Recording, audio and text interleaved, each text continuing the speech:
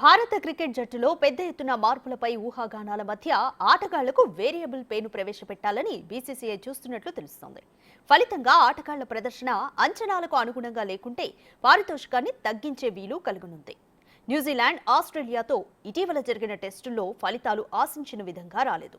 ఈ నేపథ్యంలో కార్పొరేట్ తరహాలో ఆటగాళ్లకు వారి ప్రదర్శన ఆధారంగా అవసరమైతే నగదు రూపంలో రివార్డులు లేకపోతే జరిమానా విధించేలా వ్యవస్థ ఉండాలని భారత బోర్డు భావిస్తోంది.